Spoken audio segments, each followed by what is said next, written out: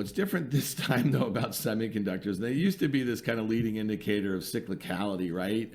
But right now, when you think about the demand for their products in so many different industries, right? And it's not just PCs and data centers and cell phones anymore. I mean, remember that catchy phrase, the Internet of Things guy that we wouldn't shut up about a few years ago. But really, semis are going into every sort of industrial product. All the companies that we just talked about before, we think about going forward. What does the metaverse look like? Well, it's powered by data centers. It's powered by devices that you're going to be wearing. You specifically will be wearing HoloLens and VR Oculus headsets, guy. I can't wait to see that. But, listen, the push and pull here with the semis is that maybe there was a lot of double ordering as we headed into what people thought was the end of the pandemic. And now all of a sudden we're seeing all sorts of manufacturers, from autos to other industrials, who need chips here.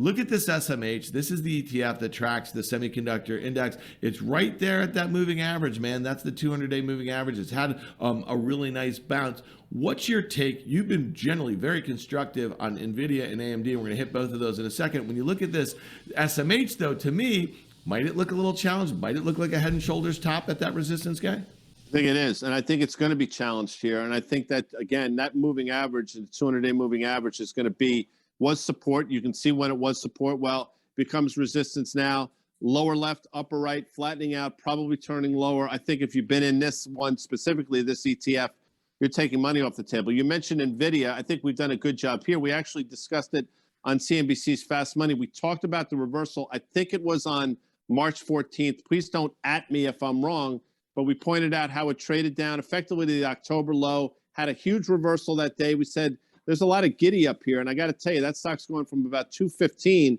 to where current levels now, which in percentage terms, Dan, is pretty significant. It also broke that nice little downtrend line that you drew.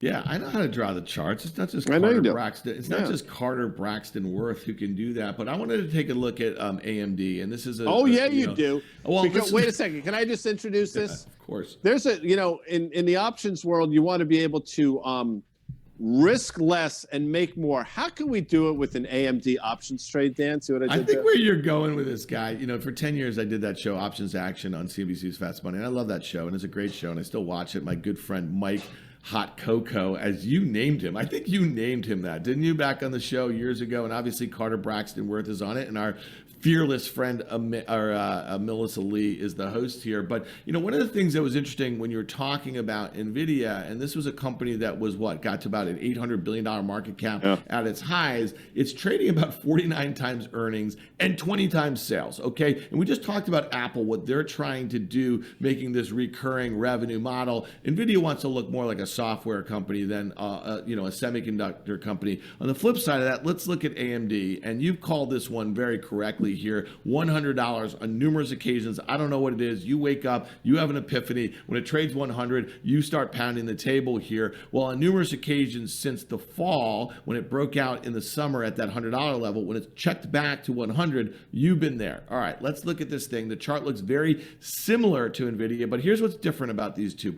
Valuation. When you think about the valuation and the expected growth, the growth isn't as aggressive as NVIDIA, but the valuation is much more reasonable here. And you look at this thing all the way down from that high, what was it, 165 or something, got down to 100. It bounced here. We're about 128 or so. If I were looking to play this thing for a move back towards that 150, 155 level over the next couple of months, thinking about the potential for maybe this thing to de-escalate in Ukraine, maybe the potential for this endemic sort of reflation sort of rally, I want to go with value where investors are looking to play a little catch up. AMD would be one of those places. So today when AMD was trading about 128 or so, or 120, excuse me, about a little below 120, I'd look out to May expiration, going to capture the next earnings cycle here. You could buy a 120, 150 call spread, paying $8 for that. You break even at 128 here, and you have gains of up to 27 between 128 and 155. We're using the 155 strike, so the 120,